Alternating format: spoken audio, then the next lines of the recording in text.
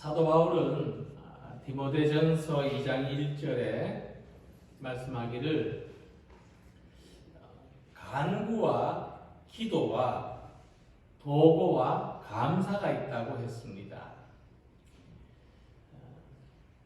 기도에는 이 기도, 즉 찬양이라는 의미입니다. 또 도고, 다른 사람을 위한 기도라는 뜻이죠. 그리고 감사하는 기도가 있지만 또 간구라고 하는 아주 중요한 기도의 내용이 있습니다. 간구는 기도하는 사람의 필요를, 우리가 필요한 것을 하나님께 구하는 것이 간구입니다. 그래서 간구는 기도를 하는데 대단히 중요한 동기가 되죠. 우리들이 기도할 때에 간구만 하는 것이 아니라 찬양도 있고 감사도 있지만, 그래도 이 기도의 중심에는 간구가 빠질 수 없는 겁니다. 찐빵에 꼭 안고가 있어야 되는 것처럼 말이죠. 여기서 그럼 간구는 뭐냐? 간구는 우리의 필요를 구하는 것이라고 했는데 애원하는 것을 말합니다. 또 간절히 구한다는 뜻입니다. 그러니까 우리가 기도하는 중에서 가장 애절하고 간절하게 구하는 기도가 있다면 그 부분이 간구입니다. 이스라엘 민족의 조상 야곱은 야복강가에서 내게 복을 주소서, 당신이 내게 축복하지 아니하면 가게 하지 아니하겠나이다 하고 밤을 새워서 간절히 기도했습니다. 마치 사람 붙잡고 안 놓아주는 것처럼 그렇게 기도했다는 겁니다. 히스기야 왕은 죽을 병 걸렸을 때 자기를 살려달라고 오로지 얼굴을 벽으로 향하여 간절히 기도했습니다. 모든 시선을 다 끊어버리고 벽만을 향해서, 즉 하나님만을 바라보면서 간구했다는 겁니다. 에스더는 자기 민족의 구원을 위해서 죽으면 죽으리라 하는 이 심정으로 하나님 앞에서 금식하면서 애절하게 기도합니다. 자, 이처럼 간구는 온 힘을 다하고 집중해서 심지어는 목숨까지 거는 심정으로 기도하는 겁니다. 그래서 하나님은 우리의 모든 간구에 귀를 기울이시고 들으시고 응답해 주십니다. 시편 145편 18절에 말씀하기를 여호와께서는 자기에게 간구하는 모든 자, 곧 진실하게 간구하는 모든 자에게 가까이 하신다고 말씀했습니다. 우리가 이 믿음을 가지고 힘을 얻어서 하나님이 들으시고 응답하실 때까지 애절하고 간절하게 간구의 기도를 드리는 성도들이 되시기를 기원합니다. 그래서 우리 주님이 가르쳐 주신 기도에는 모두 6가지의 간구가 나타나는데, 특이한 점은 처음 3가지의 간구가 하나님에 대한 부분이고, 또 다음 3가지의 간구는 우리의 필요를 구하는 기도라고 하는 겁니다. 자, 예수님은 다른 어떤 사람들보다도 우리에게 무엇이 필요로 하고 우리가 무엇을 간절히 원하는지를 잘 알고 계시는데도 불구하고 먼저 하나님에 대한 부분을 간구하라고 가르치십니다. 자, 이것이 바로 하나님께 구하는 기도와 우상에게 구하는 기도의 차이점이라고 할 수 있습니다. 그러니까 살아계신 하나님, 인격자이신 하나님께 우리가 기도하러 나아갈 때는 반드시 하나님에 대한 부분을 먼저 구할 수밖에 없는 것입니다. 왜 그러냐면 우상은 사람이 자기의 필요를 위해서 만들어낸 대상에 불과합니다. 그러니까 자기의 필요만 구하면 되는 거죠. 그러나 하나님은 모든 것의 주인이시고 거룩한 분이시기 때문에 우리가 하나님 되심을 인정하고 하나님이 원하시는 것을 먼저 간구할 때에 하나님의 선하시고 온전하신 뜻 안에서 우리의 모든 간구가 올바르게 응답될 수 있는 겁니다. 기초를 잘 다져야 무엇을 쌓든지 제대로 올라갈 수가 있는 것이죠. 자, 그래서 사람이 변화한다는 것, 우리가 신앙생활 하면서 변화를 아주 중요하게 생각하는데 이것도 마찬가지입니다. 그러니까 자기 생각이 옳고 자기 말이 맞다는 생각만 가지고 다른 사람의 말, 다른 사람의 생각에는 귀를 막고 살면 변화가 없습니다. 사람이 언제 변화하느냐? 다른 사람의 생각은 어떤가? 다른 사람이 하는 말을 한번 들어보자는 그런 마음을 가질 때 변화가 일어납니다. 남편이 아내가 하는 말을 한번 들어보자. 우리가 성경의 말씀을 한번 들어보자. 하나님의 말씀을 한번 들어보고 그 말씀대로 따라보자. 이 마음을 가질 때 새로운 변화가 일어나고 그게 결국은 우리의 부닥친 모든 상황에 새로운 전환점을 만들어내게 되는 겁니다. 이런 이치에서 우리가 기도에서부터 또 한 가지 중요한 점을 발견하게 되는데 기도는 뭐냐 하면 하나님의 뜻을 바꾸어 달라고 구하는 것이 아니라 사람의 뜻이 변화되기를 구하는 겁니다. 내가 원하는 것만 기도하는 것이 아니라 하나님이 원하시는 것을 먼저 구할 때 우리의 믿음에도 우리의 삶에도 변화가 일어나게 된다는 겁니다. 그래서 오늘 우리가 하나님의 뜻을 먼저 구함으로써 또한 그 안에서 우리가 원하고 필요로 하는 것이 질서에 따라 순조롭게 이루어짐을 기대하는 모든 성도들이 되시기를 소망합니다. 자, 이름이 거룩히 여김을 받으시오며 예수님께서는 먼저 아버지의 이름이 거룩히 여김을 받으시기를 간구하라고 말씀하셨습니다. 이 말씀 무슨 뜻이냐면은 우리가 하나님 거룩하소서라고 기도한다고 해서 하나님이 거룩해지시는 것은 아니라는 것을 먼저 이야기하고 있습니다.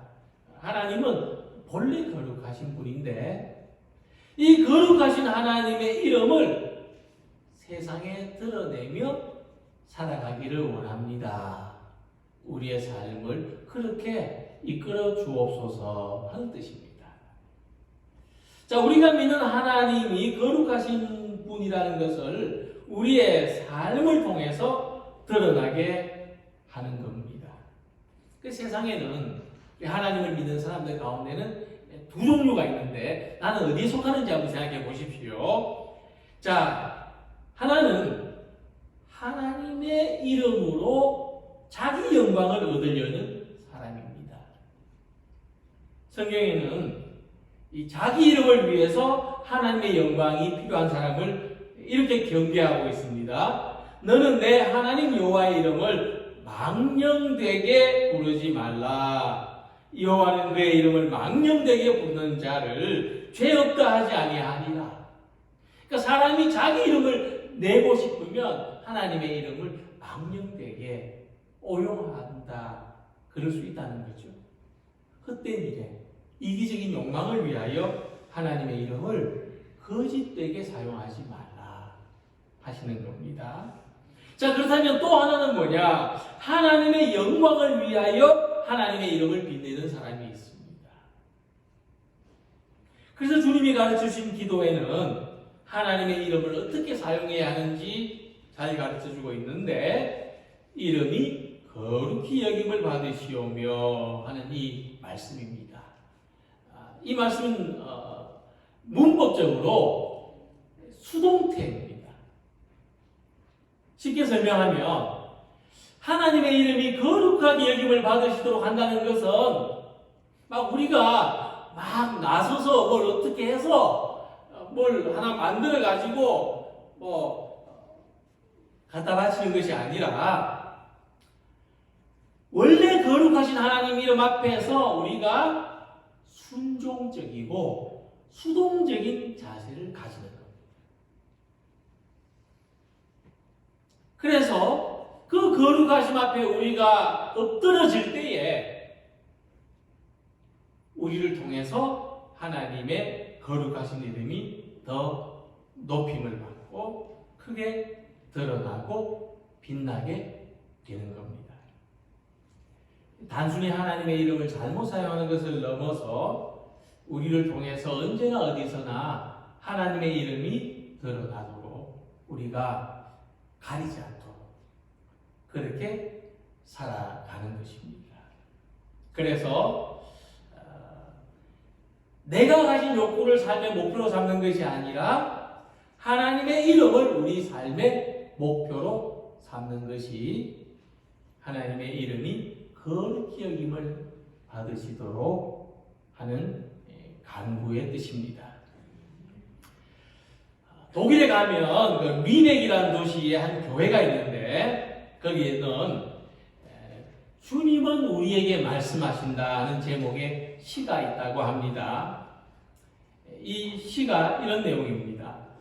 너희는 나를 주라 부르면서 따르지 않고 너희는 나를 빛이라 부르면서 우러러보지 않고 너희는 나를 길이라 부르면서 따라 걷지 않고 너희는 나를 삶이라 부르면서 의지하지 않고 너희는 나를 지혜라 부르면서 배우지 않고 너희는 나를 깨끗하다 부르면서 사랑하지 않고 너희는 나를 부하다 부르면서 내게 구하지 않고 너희는 나를 의질다 부르면서 오지 않고 너희는 나를 존귀하다 부르면서 섬기지 않고 너희는 나를 강하다 부르면서 존경하지 않고 너희는 나를 의롭다 하면서 두려워하지 않으니 그런즉 너희를 꾸짖을 때에 나를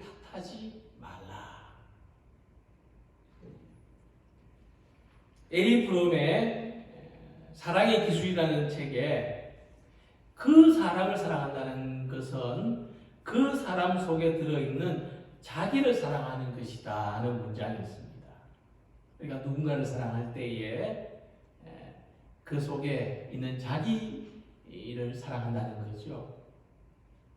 하나님이 우리를 사랑하시는 것은 우리 안에 있는 하나님의 모습, 하나님의 형상을 사랑하시는 것이고 또 우리가 하나님을 사랑하는 것은 하나님 안에 있는 우리들의 모습을 사랑하는 겁니다.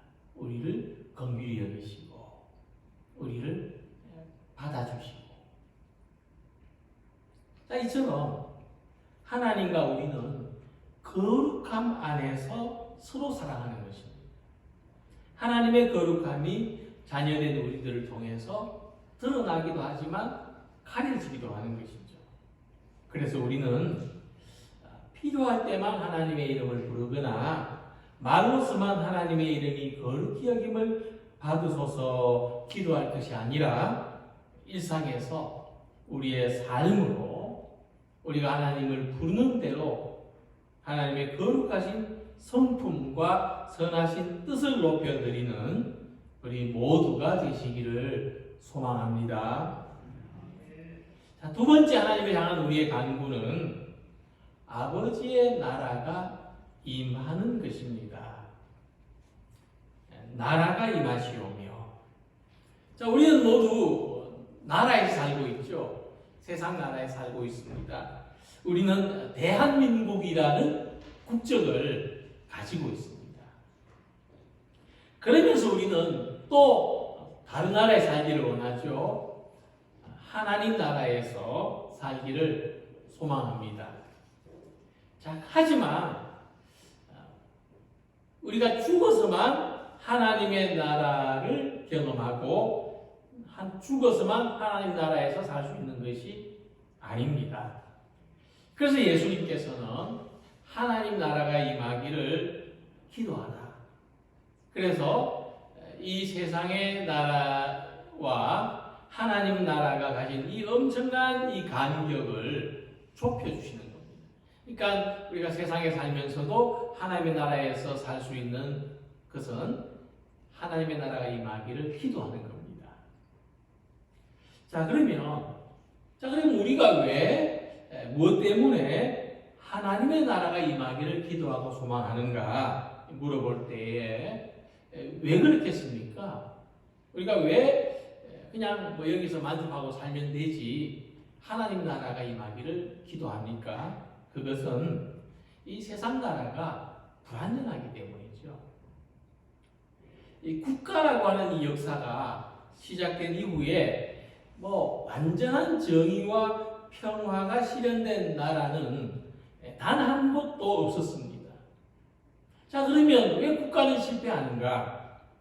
왜 이 세상 나라의 정의와 평화가 온전하지 않은가? 그 이유가 뭘까요?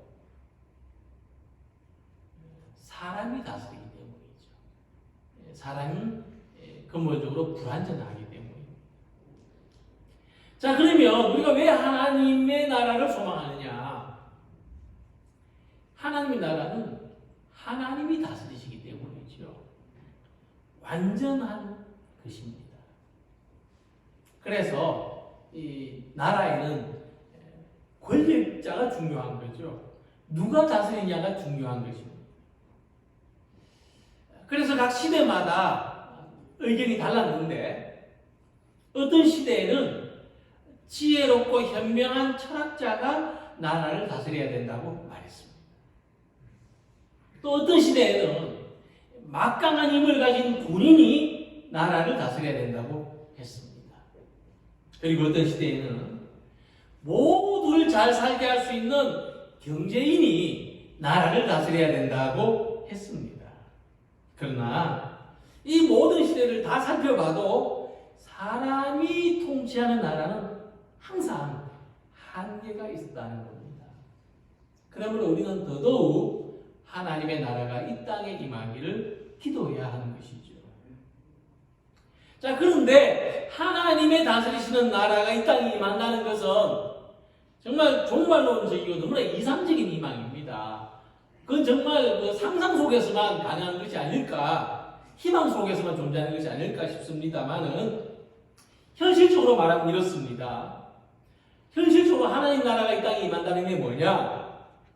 권력을 가진 사람들이 하나님의 선하신 뜻 아래서 다스리는 것.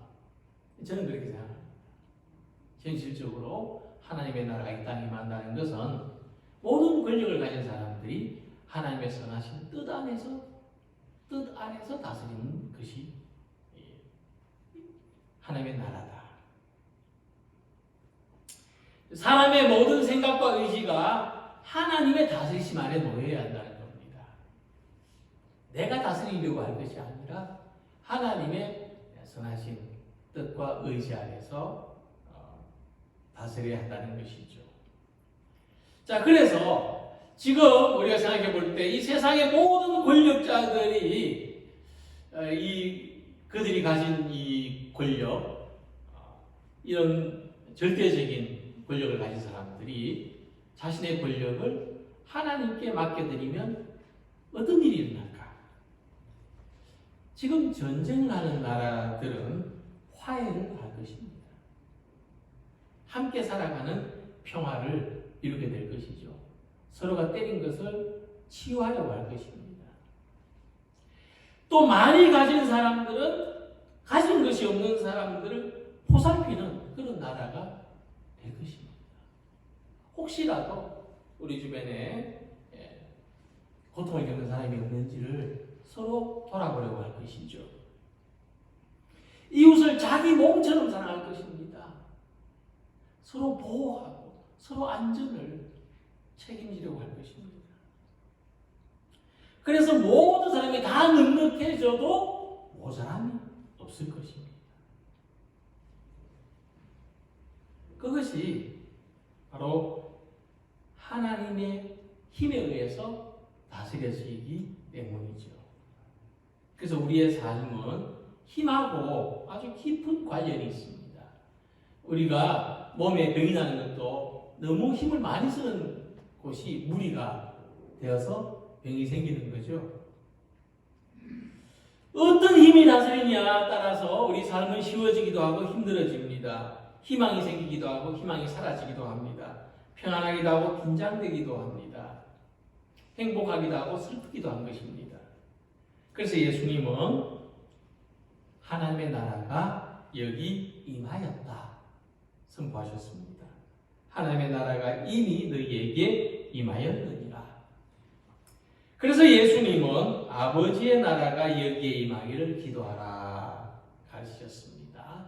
그 아버지의 나라가 현실적으로 경험되기를, 현실적으로 이루어지기를 기도하라 가르치신 거죠. 그래서 하나님의 나라는 보이지 않지만, 우리를 어떤 강압적으로 지배하지 않지만, 하나님의 나라는 우리 삶을 다스리는 힘입니다. 하나님의 나라가 나의 힘을 다스리시도록. 그래서 우리가 사는 곳에 하나님의 선하신 능력과 힘이 다스리기를, 임하기를 기도하시기 바랍니다. 우리의 삶을 하나님이 다스리시고 세상 모든 나라가 예수 그리스도의 사랑으로 충만하게 되기를 간구하고 애타게 기도하는 우리 성도들이 되시기를 소망합니다. 그리고 예수님은 아버지의 뜻이 하늘에서와 같이 땅에서도 이루어지기를 기도하라고 말씀하십니다.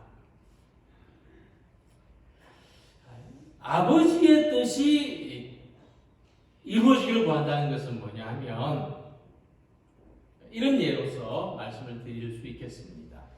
우리가 모두 각자의 악기를 가진 연주자들과 같습니다. 오늘 우리가 지금 여기에 예배 드리는데 악기를 하나씩 다 들고, 각각 다른 악기를 하나씩 들고 와 앉아 있습니다. 자, 어떤 사람은 뭐 길고 간단한 소리를 내는 바이올린을 가지고 있을 거고, 어떤 사람은 또 모든 음계를 넘나들 수 있는 피아노를 가지고 있을 거고, 또 어떤 사람은 뭐 아주 강한 소리를 내는 북이나 또 나팔을 가지고 있을 건데, 각자가 그렇게 소리를 내면 어떨까요? 막 기가 따갑겠죠. 기가 따갑고 막 동네 민원이 들어올지도 모릅니다. 근데 함께 모여서 아름다운 소리를 내려면 조율을 해야 됩니다. 모든 악기가 조율할 때에, 그러면 네가 나한테 맞춰라 뭐 이럴 수 있지 않습니까? 그래서 국제적으로 정해놓은 기준음이 있는데 영어로는 A라고 부릅니다. 도레미파솔라시도 할 때 라음입니다. 라음에 조율하게 되어 있습니다. 그래서 우리 삶에도 조율이 필요하죠. 난 네가 나한테 맞춰라 하면은 무법전지가 되는 거죠. 내가 법인 그런 세상이 되어버립니다. 그래서 우리의 삶에 어떤 조율이 필요하냐? 하나님의 뜻에 맞추는 겁니다. 우리 모두가, 우리 각자가 하나님의 뜻에 맞추는 겁니다. 그럴 때 우리의 삶은 아주 신나게 연주해도 멋진 하모니가 되고 아름다운 소리가 되는 것입니다. 그래서 마태복음 26장 39절 보면 예수님은 이 십자가라고 하는 엄청난 일을 앞두고 이렇게 기도하셨어요. 내 뜻대로 마시고 아버지의 뜻대로 하옵소서. 우리는 예수님의 기도에서 무엇을 알 수 있습니까? 예수님의 삶이 하나님의 뜻에 조율하려는 몸부림이었구나. 그것을 우리가 알 수 있는 거죠. 근데 우리가 하나님의 뜻에 맞추어 산다는 게 얼마나 힘들고 고통스러운 일인지요. 제가 이 기타를 칠 때 이 기타도 조율해야 되거든요. 줄을 감도 안 맞을 때 어떤 일이 생기냐면은 띵 하고 줄이 터져버릴 때가 있어요. 조율하다 보면 연주하다가도 터지는 경우가 많지만 조율하다가도 줄이 잘 터집니다. 그러니까 그만큼 힘들고 고통스러운 일이다. 예수님이 기도하실 때 땀방울이 핏방울처럼 땅에 떨어지도록 기도하셨다는 겁니다. 그래서 오늘 우리가 하나님의 선하신 뜻이 우리의 삶 속에서 이루어지기를 애가 타고 간절하게 기도할 수밖에 없는 겁니다. 그래야만 우리의 삶이 잡음이 되지 않고 하모니가 되는 것이죠. 근데 우리가 배우는 삶의 통찰은요, 내 인생도 그렇고 세상의 모든 일들이 결국은 아버지의 뜻대로 된다는 겁니다. 결국은 아버지의 뜻대로 돼요. 내가 의식하지 못하고 살아왔지만 어느 시점에서 돌아보면 하나님의 선하신 뜻이 나를 여기에 있게 했구나, 여기까지 오게 했구나, 이게 통찰되시는 거죠. 그래서 베드로는 그것을 이렇게 말씀했습니다. 주의 약속은 어떤 이들이 더디다고 생각하는 것 같이 더딘 것이 아니라 오직 주께서는 너희를 대하여 오래 참으사 아무도 멸망하지 아니하고 다 회개하게 이르기를 원하시느니라. 근데 하나님께서는요, 하나님의 선하신 뜻이 이루어지기까지 더디다고 생각하는 사람들의 요구를 필요로 하신다는 겁니다. 다시 말하면 일이 이루어지기가 너무 어렵다. 기도 응답이 빨리 이루어지지 않는다. 내 삶의 터널이 왜 이렇게 어둡고 기냐? 이 어렵고 힘든 시간들 속에서 하나님의 선하신 뜻이 있다는 것을 발견하게 된다는 겁니다. 너무 쉽다, 너무 잘 된다, 이렇게 살아도 돼? 여기에서가 아니라 너무 어렵다, 너무 길다, 너무 힘들다, 너무 괴롭다, 이 더디다고 생각하는 것 속에서 하나님의 선하신 뜻을 발견하게 된다는 겁니다. 예수님께서 곧 오겠다, 속히 오겠다 하셨는데 더디었어요. 너무나 더딘 거예요.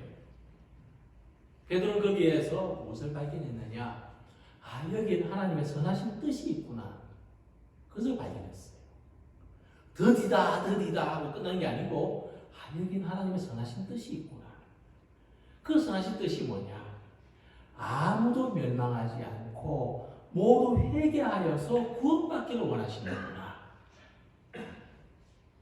자, 이와 같이 우리는 더디다고 생각을 해요. 우리는 어렵고, 우리는 길고, 우리는 어둡고, 힘들고 그렇게 울부짖지만 하나님의 선하신 뜻은 지금 이루어져 가고 있다는 것을 믿으시기 바랍니다. 신앙은 이 전제가 있어야 돼요. 믿어야 합니다. 풍성하고 충만한 삶의 비결은 이 모든 일들이 아버지의 선하신 뜻대로 되기를. 내가 느끼기에는 뜻이지만 그러나 아버지의 선하신 뜻대로 되기를 기도하고 맡기는데 있는 겁니다. 그래서 아버지의 뜻이 지금 내게도 임하기를 기도하는 성도들이 되시기를 소망합니다. 자, 그래서 우리들을 통해서 또 우리 교회를 통해서 택함받은 성도들이 온전히 보존되고 우리의 삶이 지켜지고 또 한 영혼이라도 더 구원할 수 있도록 기도하고 하나님의 이름을 거룩하게 하는 삶과 하나님의 나라가 임하기를 구하고 우리의 믿음과 우리 교회가 우리의 삶이 하나님의 뜻대로 되기를 우리가 더디다고 생각하는 그 우리의 요구 속에 하나님의 말씀하신 뜻이 이루어져 가기를 간구하고 희망하는 우리 모든 성도들이 되시기를 주님의 이름으로 기원합니다.